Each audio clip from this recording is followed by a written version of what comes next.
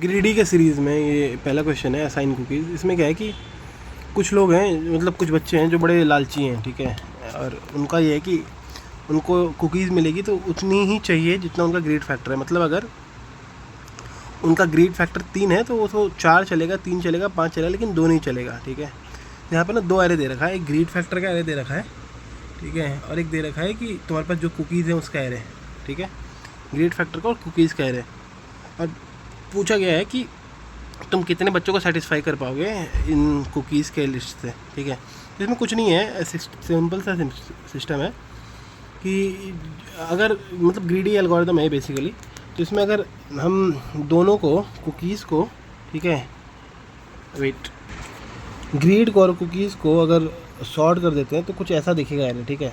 और ऐसा भी हो सकता है कि ग्रीड कम हो, ठीक है, और कुकीज़ ज़्यादा हो, या कुकीज़ कम हो या ग्रीड ज़्यादा हो, ठीक है। तो इसका बेसिक सा सिस्टम ये है कि हम इसको भी सॉर्ट कर देते हैं। सॉर्ट करने के बाद लेट्स सपोज कि कुछ एरे ऐसा दिखता है ग्रीड का और कुकीज़ का एरे कुछ ऐसा दिखता है, ठीक है।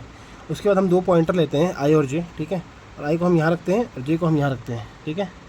और हर बार ना आई को हम यहाँ रखते हैं और जे को हम यहाँ रखते हैं, और हर बार हम चेक करते हैं, मतलब वाइल लूप में हम एक चेक लगाते हैं कि जब तक या तो आई लेंथ से छोटा रहे या तो जे लेंथ से छोटा रहे, ठीक है, तब तक इस लूप को चलाना। उसके बाद चेक करते हैं क्या ये वाला जो नंबर है, ग्रीड का जो नंबर है, इससे छोटा या बराबर है क्या। अगर छोटा या बराबर है तो इसको भी बढ़ाओ, इसको भी बढ़ाओ, ठीक है।